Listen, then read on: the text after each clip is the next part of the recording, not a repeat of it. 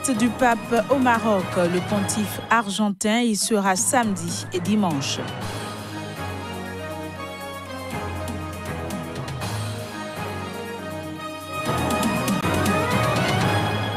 Un des fils du président sud-africain a reconnu avoir reçu 140 000 $ de la part d'une entreprise engluée dans une affaire de corruption.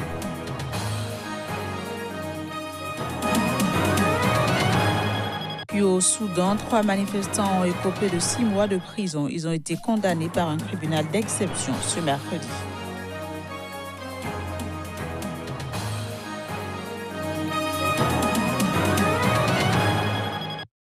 Voilà pour le sommaire. Bienvenue à toutes et à tous dans cette nouvelle session de l'information sur Sika TV. Je l'annonçais en titre, le pape François va se rendre samedi et dimanche prochain au Maroc, terre musulmane prônant le dialogue interreligieux. Au cours de cette courte visite, le pontife rencontrera également des migrants, alliant ainsi deux grandes priorités de son pontificat. Voici les précisions. Dans les églises chrétiennes, on ajuste les dernières notes. À quelques jours de la venue du pape François, le royaume chérifien est en pleine effervescence. En se rendant au Maroc, une terre musulmane, le souverain pontife argentin prônera le dialogue interreligieux, mais il rencontrera aussi des migrants, alliant ainsi deux grandes priorités de son pontificat. Devenu spécialiste des voyages dans les plus minuscules communautés catholiques du globe, le pape est attendu avec impatience par une communauté de plus de 30 000 fidèles, essentiellement des étrangers venus d'Afrique subsaharienne, étudiants ou migrants en route vers le continent européen. Environ un tiers d'entre eux sont attendus dimanche à une messe dans un complexe sportif, une première depuis la visite de Jean-Paul II en 1985 dans ce pays à 99% musulman. Le voyage du chef spirituel des quelques 1,3 milliard de catholiques suscite l'espoir des minorités chrétiennes et des musulmans convertis qui demandent à pouvoir bénéficier pleinement de la liberté de culte inscrite dans la constitution marocaine. Le voyage du pape François au Maroc intervient près de 34 ans après celui de Jean-Paul II, à l'été 1985, marqué par une rencontre interreligieuse avec 80 000 jeunes dans un stade. Le pontife va effectuer début septembre un voyage de 6 jours au Mozambique, à Madagascar et à l'île Maurice, un déplacement placé sous le signe de la paix. En Algérie, après la sortie du chef d'état-major de l'armée, Ahmed Gaïd Salah, qui a réclamé l'engagement de la procédure prévue par l'article 102 de la Constitution algérienne, des Algériens demeurent sceptiques face à la mise en œuvre de cette demande. L'article 102 de la Constitution algérienne est appliqué lorsque le président de la République, pour cause de maladie grave et durable, se trouve dans l'impossibilité totale d'exercer ses fonctions. Suivons plutôt. L'activation de cet article aurait pu être faite déjà depuis son AVC. Et donc du coup, pourquoi attendre 6 ans après pour l'activer? Mais là en fait, je crois que ce n'est pas une bonne solution. C'est-à-dire que là, la volonté populaire n'a pas été respectée, puisque le mot d'ordre était clair, net et précis, les revendications sont claires, c'est de dégager tout le système. Donc là, il ne s'agit pas du tout d'une solution, c'est un cas empoisonné. Parce que là, en fait, on garde le système. C'est-à-dire avec cette décision, on a sauvé le système, carrément. Déjà la décision de prendre l'article 102 en considération, je trouve que c'est déjà, on peut dire, c'est périmé. C'est en retard. Le président ne peut pas présider ce peuple, ne peut pas présider ce pays. C'est déjà trop tard. Il est malade, il est mort, on ne sait pas. Voilà. Mais l'essentiel, il n'est pas capable de gérer ce pays.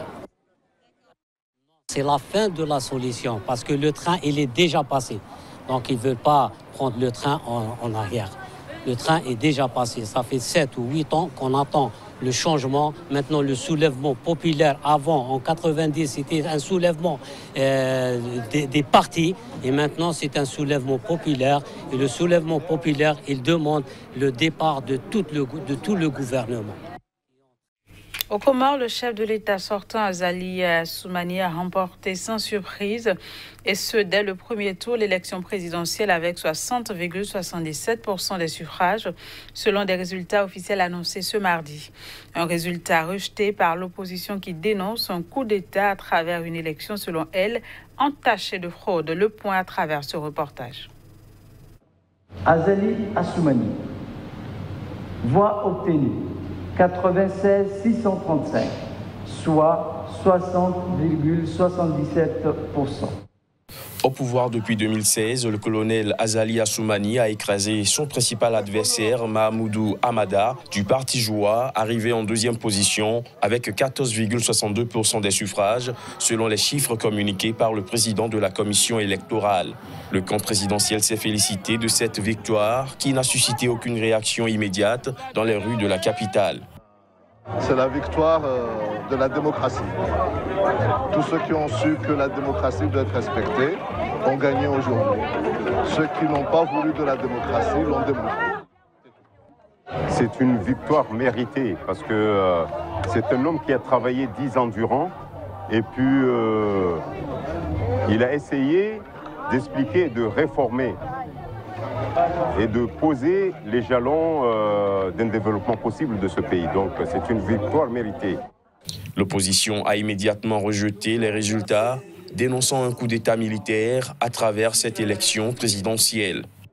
Pour nous, il n'y a pas eu d'élection le dimanche. Il y a eu un coup d'État organisé par Azali Assoumani et son équipe. Et ce coup d'État, c'était aussi l'armée qui a joué le rôle. Parce qu'on a vu que dans pas mal de bureaux, notamment à Anjouan et à Maoli, c'est l'armée qui rentrait dans les bureaux de vote et c'est l'armée qui portait les caisses. L'opposition et la société civile comorienne ont dressé un bilan accablant du scrutin de dimanche dernier, dénonçant des bureaux saccagés, des urnes bourrées ou confisquées par la gendarmerie et des assesseurs de l'opposition empêchés de faire leur travail. Avant même l'annonce des résultats, les 12 adversaires du chef de l'État sortant avaient déjà prévenu qu'ils les considéraient comme nuls et non avenus. Charles Blé Goudé, acquitté en première instance par la Cour pénale internationale, mais toujours en liberté conditionnelle, a appelé les Ivoiriens à oublier toute vengeance ou revanche. L'ex-chef du mouvement des jeunes patriotes a fait référence à la crise électorale de 2010-2011, au cours de laquelle 3000 personnes ont perdu la vie en Côte d'Ivoire. Les détails dans ce téléban. Je n'encouragerai aucune tentation de vengeance, ni aucune velléité de revanche. Vengeance sur vengeance, revanche sur revanche, ne feront que précipiter notre pays dans l'abîme, dans le chaos. Bref, dans un déclin irréversible, écrit Charles Blé Goudé dans une lettre aux Ivoiriens transmise par son avocat. L'ancien président Laurent Gbagbo et Blé Goudé ont été libérés sous condition, dont l'obligation de résider dans un État membre de la Cour en attendant un éventuel procès en appel. Gbagbo réside désormais à Bruxelles, mais Blé Goudé est lui toujours aux Pays-Bas, aucun pays n'ayant accepté pour le moment de l'accueillir. Savoir reconnaître ses erreurs, assumer ses responsabilités quelles qu'elles soient, voilà la vraie voie vers la rédemption, affirme Blé Goudé qui a souvent été critiqué pour sa véhémence. En ce qui me concerne, je ferai ma part. Et comme je l'ai toujours répété, je serai un instrument au service de la paix et de la réconciliation dans mon pays, assure-t-il. Nous devons travailler à doter notre pays d'institutions fortes et crédibles qui puissent traverser le temps et non des institutions assujetties aux intérêts du parti au pouvoir, écrit Charles Blé Goudé, qui promet que son engagement n'obéit à aucune démarche intéressée ni à aucune tactique politicienne. Ses détracteurs et les ONG internationales le considèrent comme un de ceux qui ont contribué à la montée de la tension avant les élections et aux violences qui ont fait plus de 3000 morts pendant la crise post-électorale entre décembre 2010 et avril 2011. En Afrique du Sud, un des fils du président Cyril Ramaphosa a reconnu avoir reçu 140 000 $ de la part d'une entreprise engluée dans une vaste affaire de corruption. Un aveu embarrassant pour le chef de l'État qui a reconnu ce mercredi avoir été informé de cette transaction. On fait le point. Andile Ramaphosa, l'un des fils du président sud-africain Cyril Ramaphosa, a reconnu avoir été payé par une entreprise accusée de corruption. Les faits remontent à décembre 2017 où son entreprise Blue Clan Capital, spécialisé en informatique, avait conclu un accord avec la société privée de sécurité Bosasa d'un montant mensuel de $16 000, soit 14 000 €. Il s'agit d'une erreur grave de notre part. Avec le recul, il est maintenant clair que notre audit préalable était insuffisant compte tenu du rôle de mon père, a estimé a posteriori Andile Ramaphosa dans une interview exclusive aux médias sud-africains News 24. Au pouvoir depuis 2018, le président Ramaphosa a déclaré dans un communiqué ce mercredi avoir été informé en 2018 de la relation d'affaires entre l'entreprise de son fils et Bosasa et avoir reçu une copie du contrat. Récemment, des dirigeants repentis de Bosasa ont affirmé que leur entreprise avait versé du temps du président Jacob Zuma des pots de vin à des ministres élus et hauts fonctionnaires proches du parti au pouvoir, le Congrès national africain. Des révélations qui accablent le président Cyril Ramaphosa, qui s'est donné comme priorité de lutter contre la corruption qui a gangréné la présidence de son prédécesseur Jacob Zuma. Fin 2018, il a annoncé le remboursement de 500 000 rands, soit 31 200 € de dons électoraux versés par Bosasa par l'intermédiaire de Blue Clan Capital. Dans son communiqué publié ce mercredi, le président Ramaphosa a insisté sur le fait que le don de 500 000 rands n'avait aucun lien avec le contrat entre Blue Clan Capital et Bosasa.